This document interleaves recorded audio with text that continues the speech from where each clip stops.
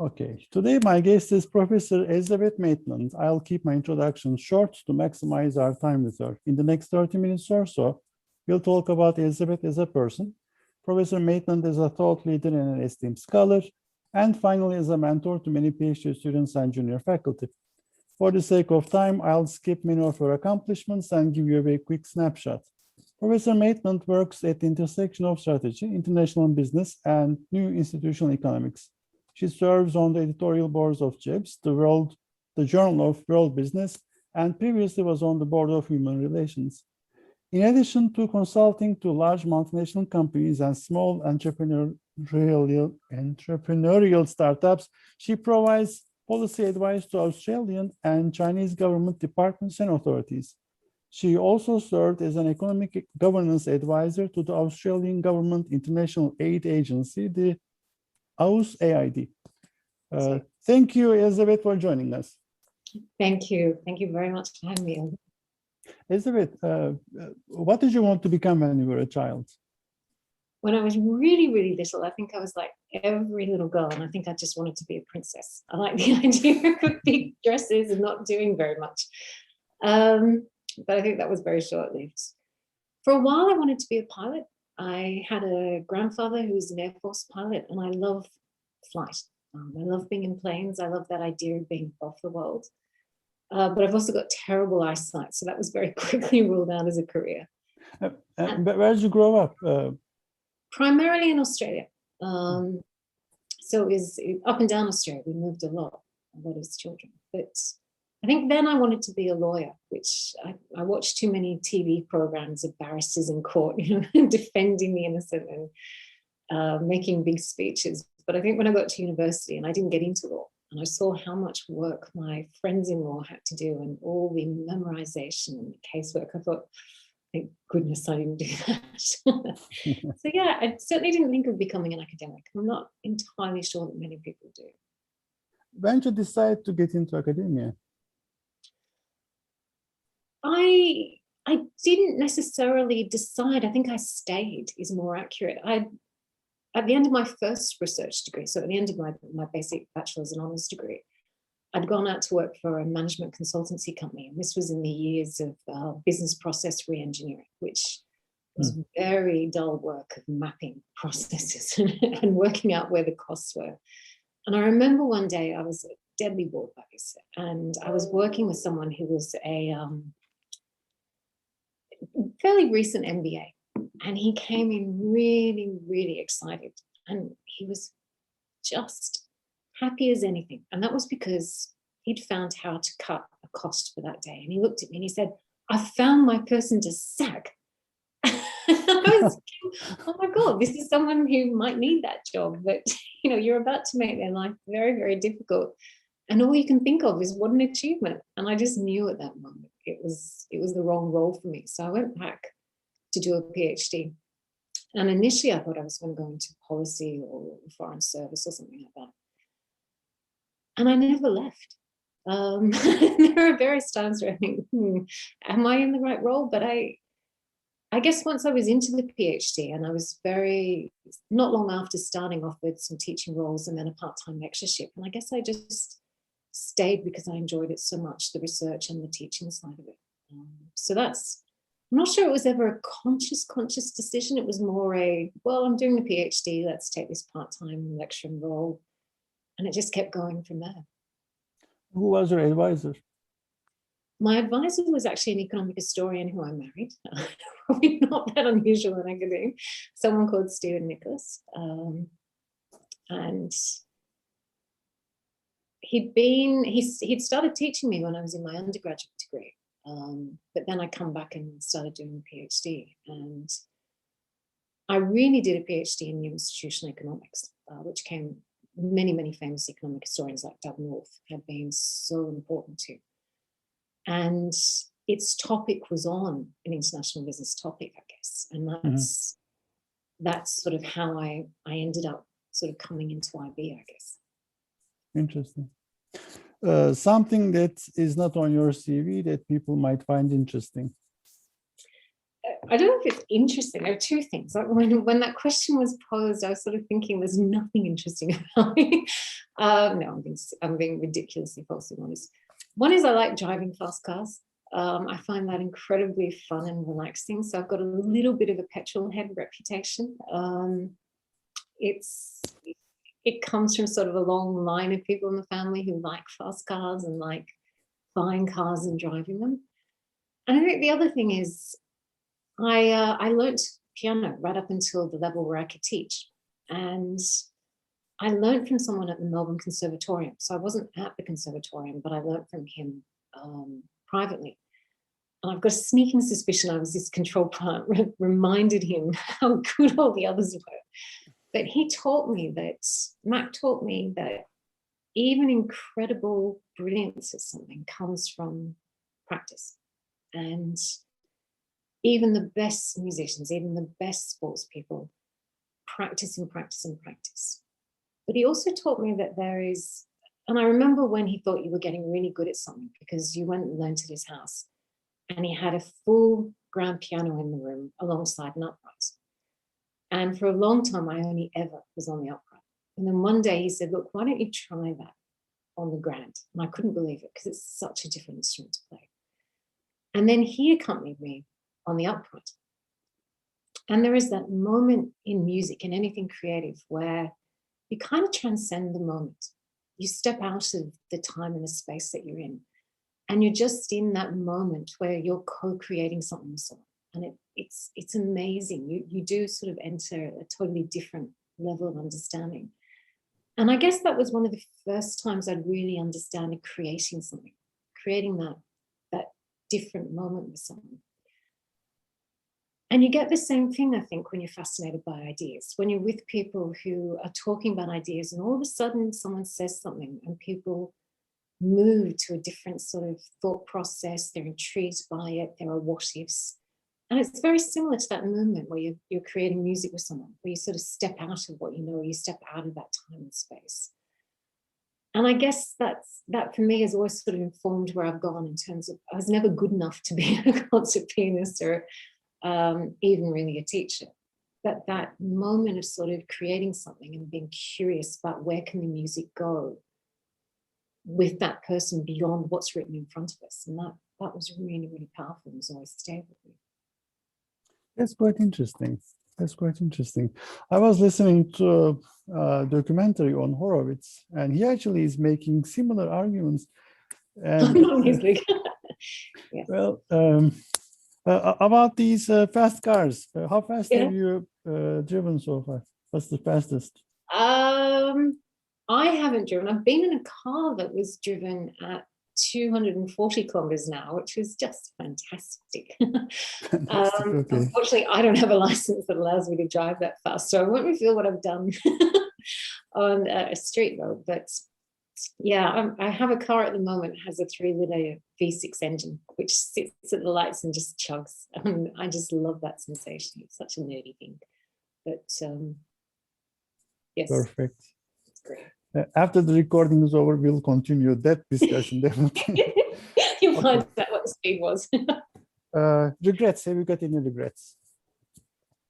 Regrets? I think, we all make mistakes, right? And there are things we do that we wish we hadn't. I think professionally, there are two that come back. There are two things that I always circle back to when I'm thinking about things and when you're ruminating on things. And one is at a point in my career where I wasn't feeling that confident about what I was working on, and I'd moved into a different department. And I had collected a huge database on corruption in the US, and one that I sort of created myself, and I'd had some research support to do. And it was on a topic I was really, really fascinated by, but I was kind of told, not officially, no one ever tells you this officially, they tell you unofficially, that it wasn't a topic that would make it into journals that they wanted me to publish in quickly. And that it wasn't a good use of my time. And I was at that point in my career where I didn't think, I'll just stick with it in the background. I sort of just parked it. And it's still parked and it's still there waiting for me to do something with it, which I will do. But I allowed what I was working on to be influenced by someone saying, no, that doesn't fit with what the department wants, and that doesn't fit with the journals that we want to be publishing in. And I sort of gave way to that sentiment and doubted myself. And I think I allowed that to feed into then doubting, well, was I making the right choices about my research projects? Was I making the right choices about the career? And I think for younger scholars, that's very easy to do, is to sort of allow someone more senior who's probably responding to some short-term metric that someone else has told them to lift the game on, to move away from a topic that I thought was important and a research project that was actually well advanced, and I should have just kept going with, not just completely doubted and abandoned and let go fallow. So I think, is that, do I regret it? Yes, I do. And if I had my time again, I wouldn't do that. But, we all do things. I think the second is much more fundamental, and that is working alongside or working for people who have values that don't fit with mine. And more than once, I think I've worked alongside or for someone who treats people in a way that I don't think you should treat people. And even though it allowed me to sort of have a role that I'd wanted, and to do things in the role that I wanted to do, I think you compromise yourself too much. And particularly when it comes to the way that people are valued and the way that people are treated. And you become part of that problem. You become part of the system that's asking for things that maybe you don't agree with. And I think that would be one of my biggest regrets is wanting the role and not stepping away from it, or not knowing that this wasn't the right choice either for me or for what I wanted to achieve. Is that you can always work on something else, but if you start to compromise what you think and what you believe in or how you want to treat people, then you're part of the problem, you're not part of the solution, if that makes sense. What have you learned from these mistakes? I mean, I don't want to say like, what did you learn from this particular mistake that you talked about, your regret, but of the mistakes that you made, you learned something from this. For example, you got discouraged in the first one, and then you learned not to compromise in the second one. What's the takeaway from? I think we're trained to be critical. Right? In academia, we're trained to be critical, to look for the flaw in the argument or the method or the research design of the data. And that's really important, because that's how we start to get towards better understanding of events, phenomenon of human behavior, whatever it is that you're studying. But we then take that into, all too often, everything else that we do. And we confuse being critical with being clever. And I think it's really, really easy to be judgmental. And I've been judgmental many times, far too judgmental.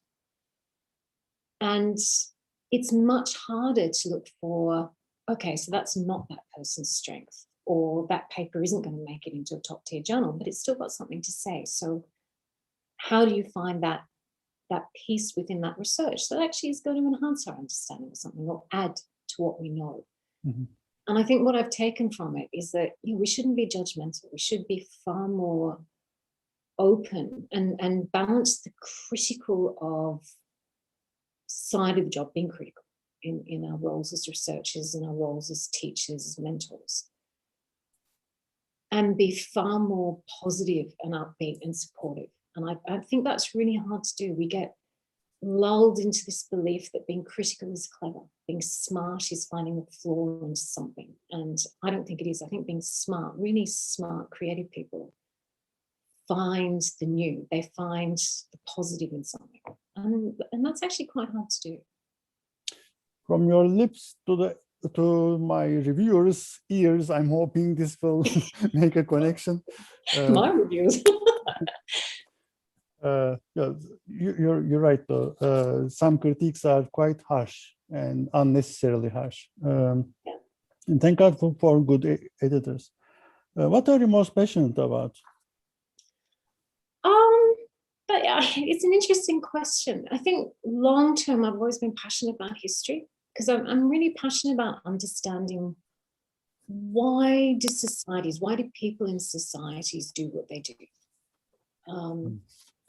And I think when I was younger, I used to read a lot of books on big events that turned into human tragedies, and wonder why someone or a group of people would single another group of people out based on their ethnicity or their religion or something about them that was different. And always failing to understand why that happens, and sort of why as humans we don't get on. And I think what I'm passionate about is sort of trying to understand how we can appreciate difference and not lose that difference, but without destroying it. So how do you understand why people do what they do? Because we all will make bad decisions. We'll all do things that might hurt someone else and might be less than great. But I don't believe that we're sort of always motivated by greed, or that we're motivated by power. It's certainly abuses, and there is corruption. But I think I'm sort of passionate about trying to be a bit more equitable. And I guess that's why history has always been an interest of mine, is trying to understand how things have happened in the past, and will they always be like that? Or are we always repeating? We don't learn. We're just sort of variations on a theme. I think short term, at the moment, I'm sort of passionate about things that are instantly really good. So I can make a meal and it's different and it tastes good, or it's not. It doesn't take 6 months or 5 years to get an outcome from. And I guess that's balancing the different sides of our lives. Elizabeth, let's talk a little bit about research. How do you explain your research to people who don't read your work regularly? Like, you're driving your beautiful fast car, it breaks down on the sides, you're stranded. People are asking what you do and why it's important. What do you say to them? I was always taught when I was doing my PhD that you knew you'd finish it when you could do the 150 words summary. And it's kind of like that. I guess what I study is, how do people make complex decisions? So how do you make decisions where there is no right answer?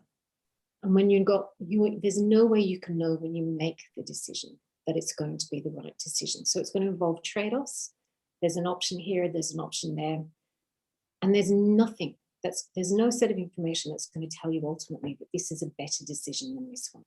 But if you commit to one over the other, it's going to have big implications for yourself and or for other people involved in that decision or affected by that decision. And then I study that in a couple of contexts. One is companies that make big decisions in terms of the products that they're going to make, the way that they're going to make them, so the trade-offs between using environmentally damaging inputs versus less environmentally damaging inputs, the type of people that they're going to employ and how they're going to train them or not train them, because that costs money. So those big decisions, but I also study them in terms of thinking about healthcare. So both your own decisions at the moment, I've been doing a lot of work with people on things like vaccine decisions, the provision of healthcare and how that, there's always scarce budgets and how that's spread across different groups. And also decisions to engage in corruption. What leads someone to actually abuse power like that? What leads to that decision? And at a system level, at a cultural level, at what point does it become so destructive that the society can't get past it, that it's just riven its way through system after system in that society? What are some of the neglected areas or omitted variables in IB research? I would be sort of not pushing my own barrel, I guess, if I didn't say people. I think we have omitted people to a very large extent in IB. And I don't just mean in terms of some of the work that I've been doing on cognition and how people reach decisions and gain expertise.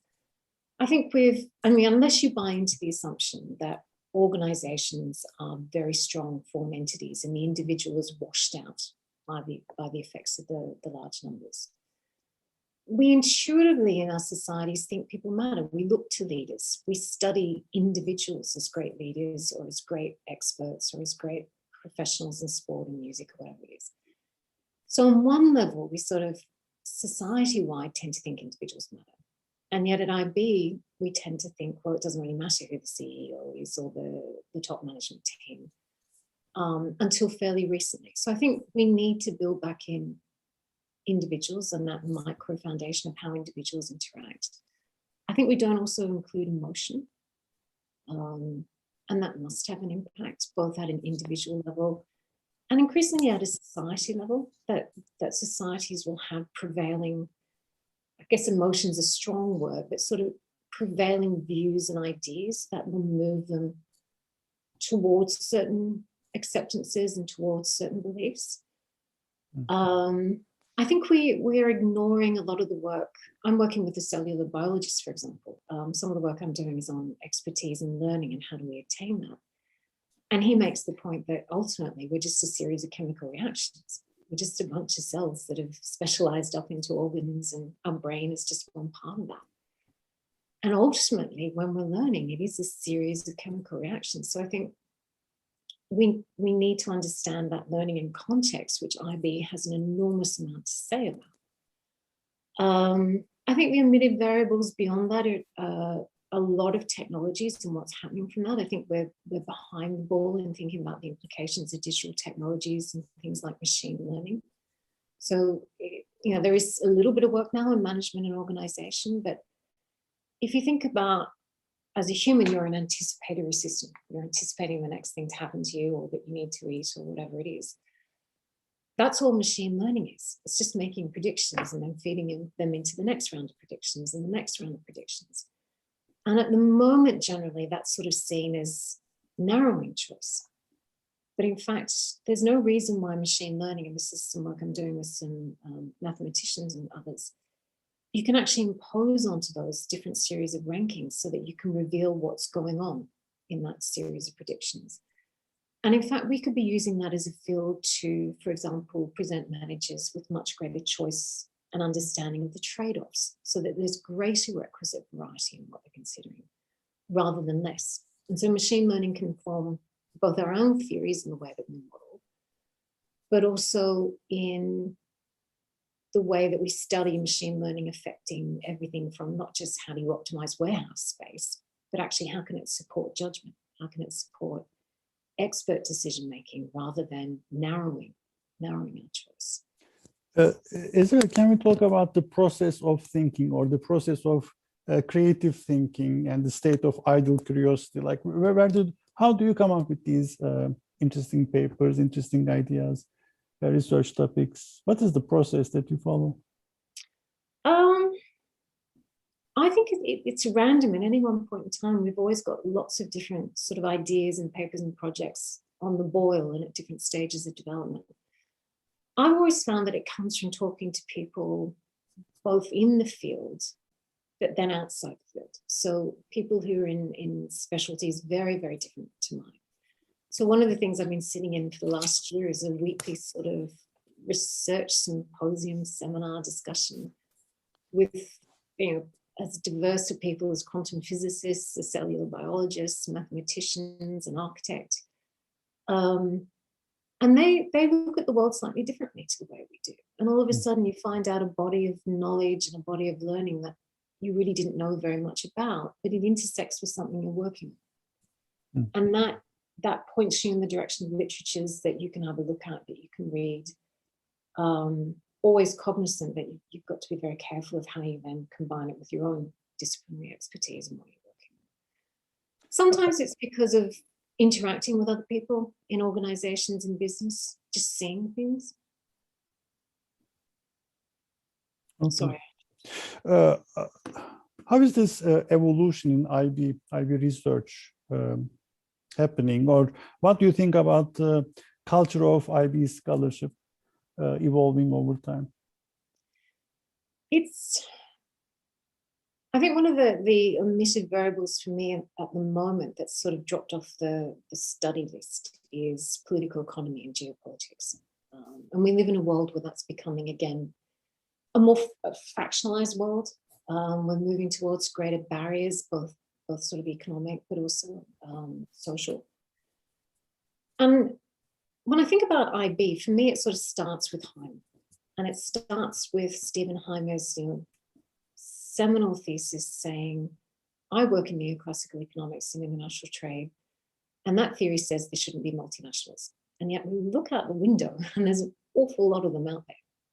So what is the theory that explains these entities that violate current state-of-the-art economic theory, and came up with the theory of the multinational enterprise. And that body of work, which really was running parallel to all those developments that were happening, coming off coast, but also within economic history and business history, within what ultimately, I guess, becomes behavioral economics, was happening at the same time in a whole bunch of places with people like John Dunning, Alan Rugman, Jean-Francois Henart, Mark Casson, Peter Buckley.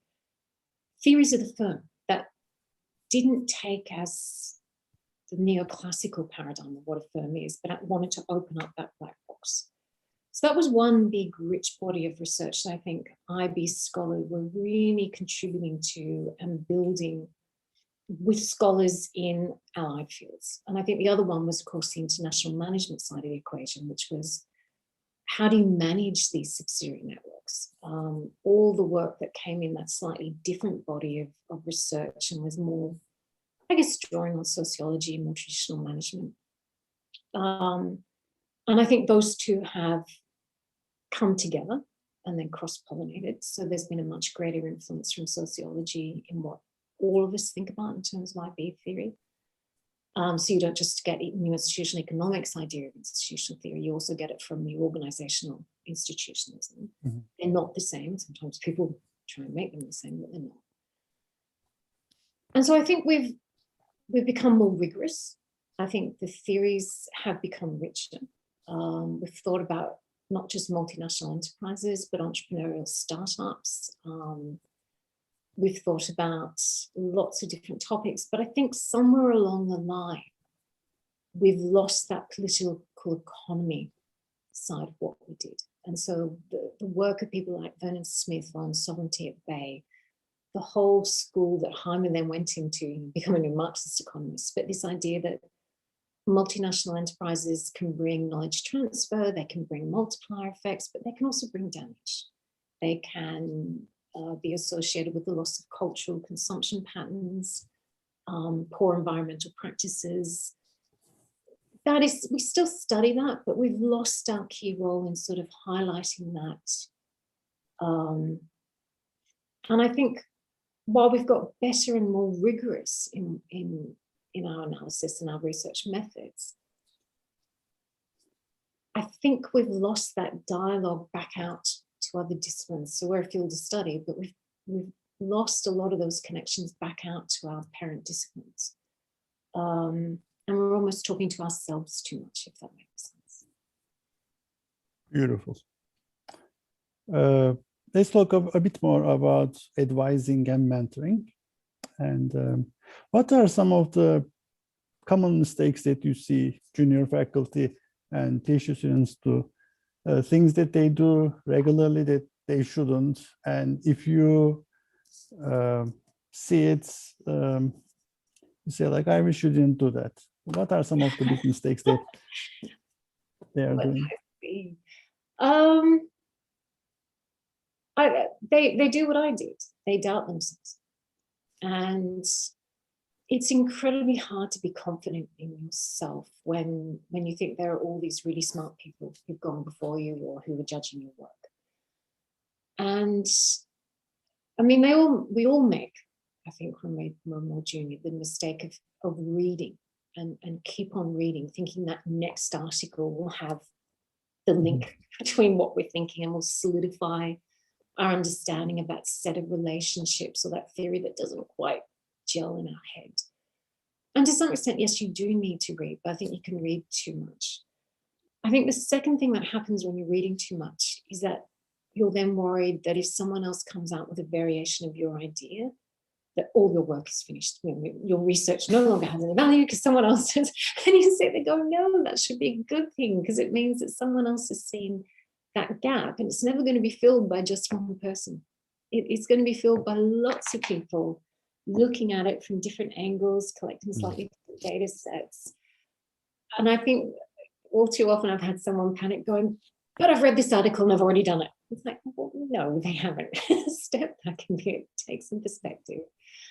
And I think the other thing they often panic about is thinking they have to collaborate with lots of people and lots of papers and get them out before they've learned the art of scholarship. And so they collaborate with anyone.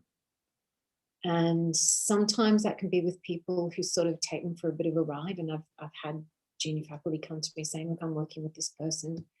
And they've said, I've got to get an R&R before they'll start contributing to the paper. And I said, well, that's not research collaboration. that's something else. I don't know what it is. But if you're going to work with something, then both of you need to be working on that paper or that project. It needs to be a collaboration. So it's not the job of a junior person to carry someone else on a research project. It's their job to sort of learn from them. They often have the bright ideas. They've had time to read in the literatures. They've had time to think, which sometimes I think we lose. But it's not their job to get the paper to a point where someone else can then just come in and tidy it up and respond to the referees. And I think that can be a mistake. You make yourself vulnerable to being exploited. I mean, related to doubting themselves, how does one grow a thicker skin? I wish I knew. I think we all wish that. You have to look at the person giving the criticism. I think we get a lot of criticism, academics. We get teaching criticism. Students are usually motivated when they've either had a brilliant experience or really something didn't work for them. And we always focus on the bit that didn't work for them. And then we get it with papers, we get it with conference, research, grant reviews, etc. And we often get it from people who manage us. And it's learning not to take it personally. That a criticism of your ideas is not a criticism of you as a person. It's that sometimes we haven't worked that idea, that research design, that project correctly. Or it needs refinement. It needs taking back to the drawing board and pulling apart. And that is the creative process. It's stepping back from, if you like, ownership of it and being willing to say, yeah, you've got something valid to say there, and accepting the critique of the work. It's not a critique of you. It's not saying that you're not smart, that you're not clever, that your idea wasn't great. It's saying, but it's not quite there yet. And to do that, you have to laugh at the process sometimes. You have to laugh at yourself as well. If you take yourself too seriously, I think, and that's a very Australian thing to say, but you have to have more in your life than just working on that paper. There's got to be some balance. You've got to have other outlets, because otherwise we spend a lot of time in our heads as researchers. And I think the best piece of advice I ever got very late on from someone who worked with me on an executive education program I was running. And she's brilliant. She is one of life's just unbelievably creative, supportive, amazing people. And she talked about the inner critic. We all have an inner critic. And we listen to it, and it's important to listen to it because it's how we improve. But she said, you've also got to have an inner coach. And if all you have in your head is your inner critic, then you're going to find life really, really difficult. Because if you don't believe in yourself and your ideas and your work, then no one else is going to be. And the only way you can enable yourself to take criticism and be positive with it is to have an inner coach that says, okay, so that didn't work, let's try this. But if you've only got the inner critic, then yeah, you're going to be really, really hard on yourself. So it's finding your inner coach, I guess, which sounds a little bit new agey, but it's not much needed. Thank you. Elizabeth, what is, for the sake of time, what's the question that I should have asked you but haven't?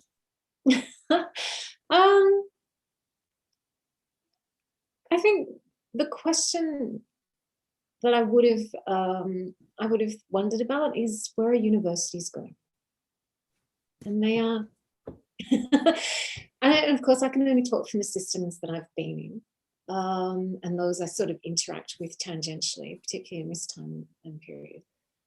But these are these amazing organizations. Universities have been around for, hundreds and hundreds of years as crucibles of sort of human knowledge of where we as society start to gain understanding of the world around us, whether it's the physical world around us or the social, emotional world around us.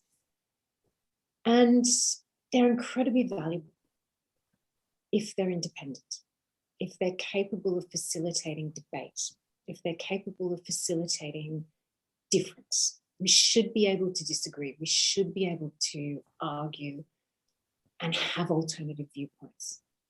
And I think I don't think that's under threat, but I think we have to always be vigilant that we know how to debate, to disagree, to move ideas forward, and to not always sort of say, this is the one way of doing it. And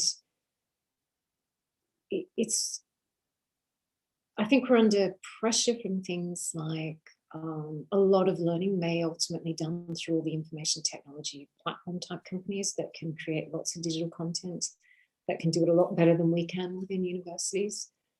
And that there will be sort of very different educational paths for people, not just traditional 3-4 year degrees, coming back for a master's or coming back for a PhD.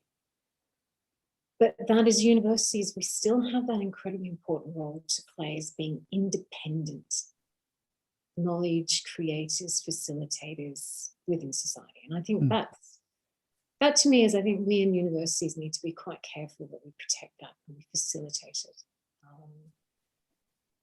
And in IB, we've got this amazing ability to be a laboratory for research. And I was talking about where the sort of economic side of it came from, and the idea of bounded rationality rather than perfect rationality. So this is Herb Simon's point. And the idea he's talked about that's always resonated with me is this idea of a pair of scissors with two blades. One is human cognition, the rationality part. But the second part is too often ignored in behavioral studies. And that is context. We think, we act, we make decisions in context. And IB, at the end of the day, has this amazing laboratory of different contexts in which to study decision-making, behavior. And I guess that's where I'd love to see the field returning, is sort of really taking advantage of being this incredibly rich laboratory for ideas about how do we understand the organizations that create the products we consume, the jobs that we hold, the way that we live our lives.